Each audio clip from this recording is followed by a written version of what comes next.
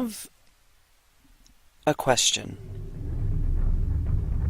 Your true face. What kind of face is it? Is it one full of hope and light, set to face any trial lying ahead? Or is it perhaps full of fear, regret, or uncertainty as you struggle onwards? Is it a face of peace and joy? Or could it be one of anger, or maybe sadness? Have you accepted those things about yourself? Or do you seek to hide them, creating a mask to conceal your insecurities, and covering up your faults and weaknesses behind a facade of lies and false bravado? I wonder, the face under the mask, is that your true face? Or has your deception deepened to the point where you can't tell where the lies end and reality begins? The mask has attached itself and transformed you into something you couldn't see coming. What can such a change do to you? Can you make it back to who you really are? Do you even remember what that was like?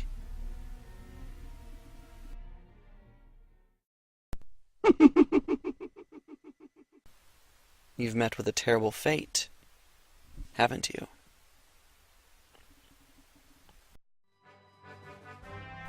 The impact Ocarina of Time has had on gaming can hardly be overestimated.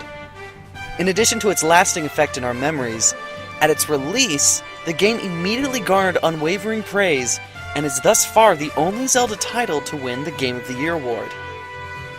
Players just didn't want the adventure to end. And for a while, it seemed like they may get their wish.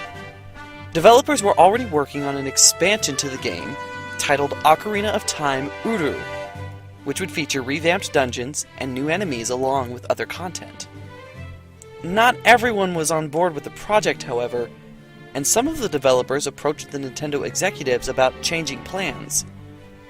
The executives agreed on the condition that the developers produce a sequel to Ocarina of Time within 1 year. Despite that pressing time limit, they delivered. And so, the new millennium brought us a new Zelda adventure, Majora's Mask. As excited as everyone was for a new game so soon, it was quickly replaced with concern and uncertainty in the very first seconds of the opening sequence. The images of what you assume is Majora's Mask and the grinning masked salesman from Ocarina of Time are a clear indication that this game is going to have a much darker tone than its predecessor. Your first view of Clocktown doesn't give you too much to go on, but the mask's second appearance, along with the terrifying moon above, reinforces that initial impression of dread. Yet, the first few minutes of the game are not one of fear, but of loss, as Link takes a personal journey to find the friend who left him. Strange that this whole game would begin due to Navi's departure, but you don't have much time to find out who this friend is actually referring to. Your search soon takes a drastic turn as you fall prey to bandits in the forest. You certainly aren't a stranger to trouble by now, and you would think that the hero of time would be able to handle a Skull Kid and 2 fairies. But you soon discover that you're facing something you don't really understand. Using otherworldly powers, the Skull Kid transforms your body into that of a Deku Scrub and leaves you to bemoan your condition. Epona and the Ocarina of Time gone, uncertain about your current state, and saddled with a fairy with more sass in her first few sentences than Navi had in an entire game, you continue your pursuit of the Skull Kid. After a very quick tutorial to help you move around, you find the depressing shape of a dead scrub, and then the haunting melody of the clock tower. As you make your way up the ramp, you can't help but reflect on the cursed state you have found yourself in. As if echoing those thoughts, a voice from behind you utters those disquieting words. You've met with a terrible fate, haven't you? In Ocarina of Time, the Happy Mask Salesman was just a side quest, allowing you to use different masks to evoke different responses from people and earn a little extra money. With his ever-present smile and closed eyes, he certainly looked creepy, but Hyrule wasn't exactly bereft of such characters. This encounter, however, is much more disturbing. One that you would very much prefer to do without, if you had any other choice. But an offer to return to normal is not one you can turn down lightly. And you only need to get back the Ocarina of Time to do it. The catch is that you must also get the Skull Kid's mask. And you have only 3 days to do it. And so begins one of the most foreboding countdowns in gaming history. Yet as soon as you enter Clock Town proper, the mood is suddenly cheerful. The music is bright and happy, people in town are going about their normal business, and many are actually making preparations for their annual carnival. The only concerning thing is the fact that the carnival is set to begin in 3 days, coinciding with the masked salesman's departure. You know this isn't by chance, but the actual reason escapes you. That is, until you look up. In an instant, the reason for the salesman getting out of town is made alarmingly clear. And the countdown to get your body back is suddenly a countdown to save your life and the lives of countless people.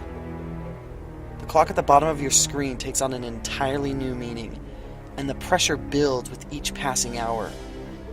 The game reminds you of your literal deadline with a distinct bell chime and notices every dawn and dusk. With the music building in intensity every day, and the moon drawing ever closer. At midnight on the eve of the carnival, the clock tower opens, allowing you to finally confront the Skull Kid. Tail, in desperation, urges you to bring 4 people to the tower. But it's then that you realize that you haven't even touched a dungeon yet.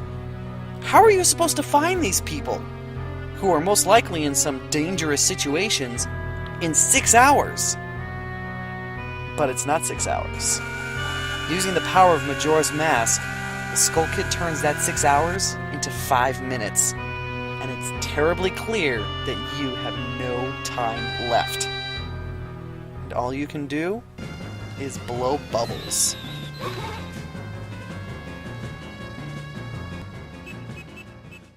With your ocarina reclaimed and a remembrance of who's watching over you, you play the Song of Time once more, and everything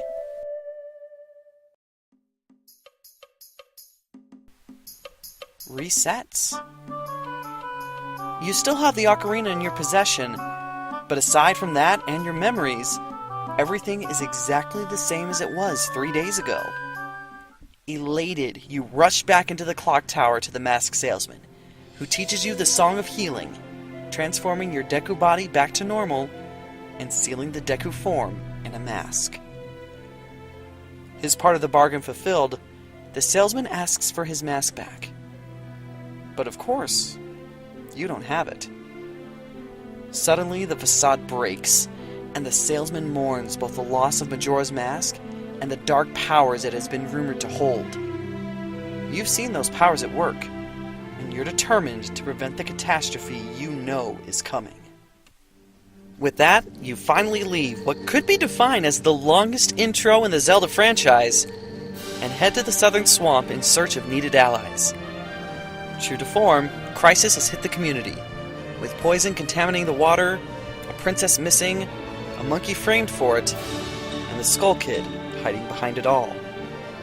From this point on, events start to flow like a normal Zelda game, and even more like Ocarina of Time did, with specific songs to open the path, and a dungeon with its normal array of puzzles and enemies. Your 3-day time limit is still technically there, but it's no longer the end-all event it used to be.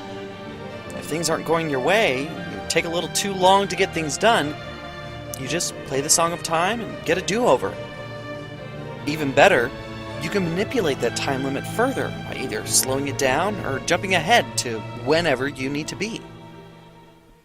With the time burden reduced to simple reminders to reset and save your game, you're better able to focus on the task at hand and conquer both the dungeon and its boss, collecting yet another mask that had apparently trapped the one you needed to find.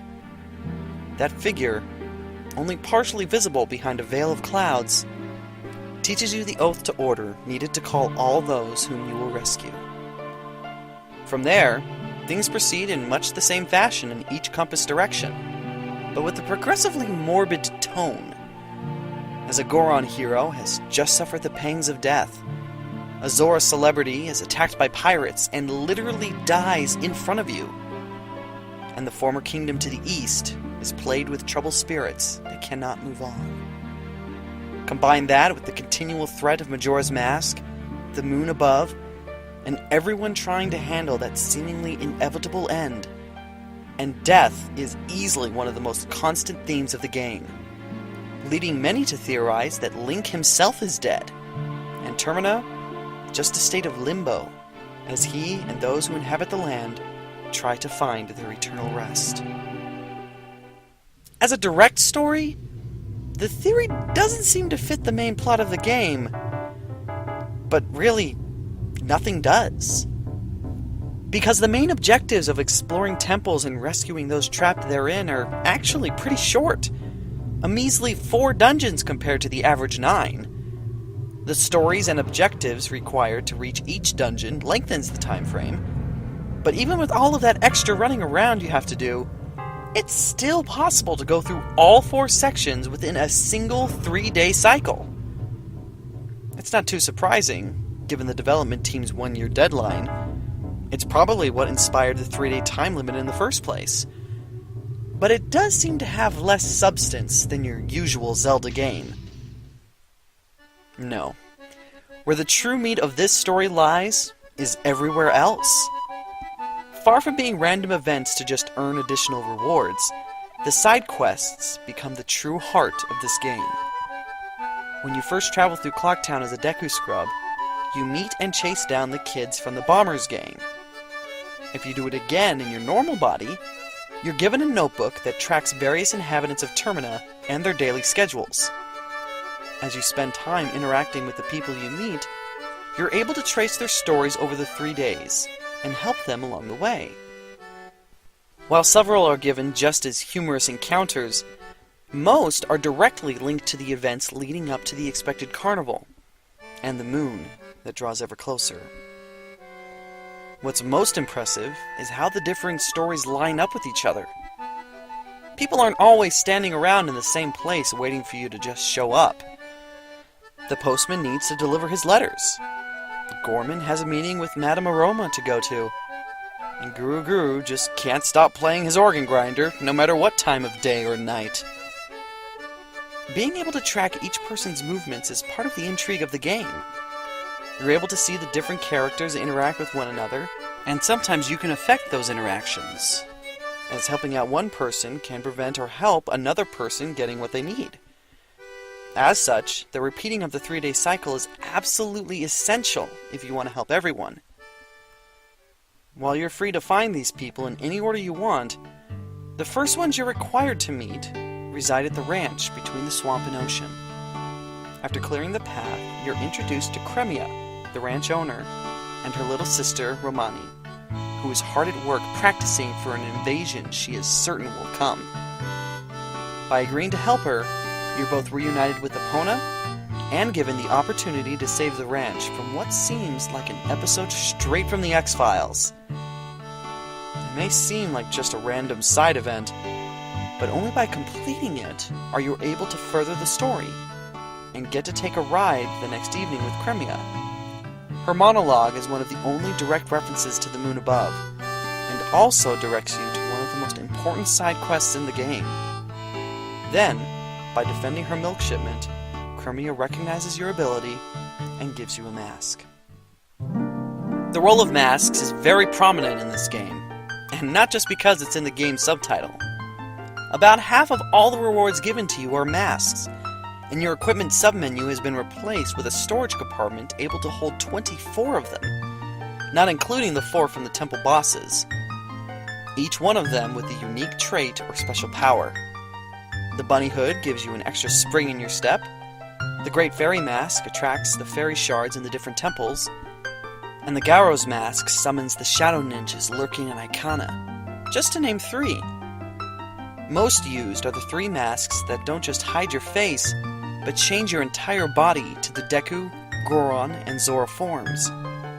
All of these masks, put together, makes it seem like you have an entire team, fully prepared to take on any difficulty, from fighting giant monsters to conducting a frog choir, from helping little ones grow to finding a lost loved one. The story of the missing cafe and the wedding he and Anju are to have is the most in-depth side quest in the game, involving 7 separate interactions and taking all 3 days to complete. Individually, the encounters don't mean all that much. Cafe runs into the Skull Kid and is cursed with a child's body. Then his ceremonial mask is stolen by Sakan the thief. Needing that mask in order to keep his marriage vows to Anju, he goes into hiding and waits for Sakan to appear. Through your intervention, Anju learns that Cafe has not abandoned her, and Cafe gets a chance at reclaiming his mask. It's a long, but merely routine side quest compared to the others, but when you return to Clocktown, it's already past midnight of the last day, and the countdown is in its final minutes. Yet, Anju is still there at the inn, waiting. All she says is, "I've decided to wait for him. I've made my promise. I'm fine with this. I believe him." As you wait with her, watching the time count down, the music and the continual shaking of the earth suddenly bear down on you the impact of what is going on. Instead of fleeing and seeking shelter, Anju is determined to be reunited with the one she loves, and decided to risk it all for the chance to be with him again. And so, the clock continues to count down, and you are panicking, wondering where in the world Cafe is, until you finally hear his steps outside the door. Cafe enters, and the lovers are reunited at last, as they exchange their masks and give you one of your own as a witness to their union. Urging you to flee, they are satisfied, willing to meet whatever fate may come as they greet the morning together. With that heart-wrenching farewell, you are determined to do whatever it takes to defeat the Skull Kid, so that Cafe, Anju, and everyone else has a chance at a future. But, just like with everything else in Termina, there is more to the Skull Kid than what he is showing. On the first floor of the inn, Anju's grandmother is willing to tell you some stories, as long as you're able to stay awake through all of it. The telling of the Carnival of Time shows the tradition of masks for the event, but the story of the 4 giants seems almost unconnected at first. 4 giants, regarded as guardian deities in Termina, elect after a time to protect the land whilst in slumber. Their close friend, a little imp, was upset at this turn of events, and in anger wreaked havoc on the land. The giants were summoned to deal with the imp, and the imp is subsequently banished, convinced he had lost his friends. The tale itself is from long ago, but it still seems to ring true, as the Skull Kid seems to know who Tale is referring to on a more intimate basis, and the giants themselves seem hesitant to administer justice, asking instead to help their friend and forgive him. But despite Tattle's efforts, it is clear that the Skull Kid cannot be convinced to stop. The giants are called, and are successful in preventing the moon from destroying everything. At least, they seem to. Then the Skull Kid, rendered unconscious by the giant's call, begins speaking. Then it's suddenly made clear that it's not the poor imp behind the mask, but the mask itself that has been pulling the strings. Determined to carry on its work of destruction, the mask transports itself inside of the moon and begins exerting its influence on the moon directly. Although the Song of Time would be an easy escape route, it is clear that there is no turning back. You rush into the portal, fly into the moon, and end up in a meadow. The place is beautiful, but eerily calm and quiet. The only distinct feature, a large tree, with several children running around it, each wearing the mask of one of the bosses you defeated, and a child wearing Majora's mask in the center. Each child running around wants masks, which if you give them, they will challenge you to a game of hide and seek, testing your abilities with each form you have acquired. After finding them and giving them more masks, they'll ask the deepest of questions about friends, doing the right thing, and who you really are. It's not strictly necessary to play with all of the children, and doing so will leave you without any masks but your core 3. But if you have been willing to go through the work of helping every person and collecting every mask, the child wearing Majora's mask will give you a new one, telling you that all you have to do is run. And running is all too easy to do, for in the chamber you are sent to next, you must do battle with Majora's mask. But the mask you were given is not designed to run, but to fight. The Fierce Deity mask is easily the most overpowered item in the Zelda franchise, which, combined with unlimited magic provided by the Chateau Romani, gives you a magical blade capable of bursting through any defensive form the mask can produce. To be frank, it makes the final boss simply too easy to defeat, especially compared with trying to defeat Majora in your normal body. Why in the world would the game make such an anticlimactic final battle? I have a theory. It's not a fully fleshed out game theory per se, but as I played through this game again, I began to look at the masks and the people behind them. In nearly every case, the masks are made to create a kind of separation between the wearers and the rest of the world. Some use the masks as a symbol of authority, granting special privileges to the wearer, while other masks are used to disguise oneself for the benefit of hiding or deceiving the people around them. Those effects were not always intentional, and whether those actions are justified is up to the people using them. But in every case, those masks are given to you precisely because you acted in a way contrary to what these masks were intended to do. Acting in consideration of others, keeping promises, and ultimately bringing peace to those who could not solve their problems, no matter how hard they tried. Watching the credits roll this time, you feel a distinctive level of satisfaction and happiness as you see the people whose lives have been directly changed for the better thanks to your intervention.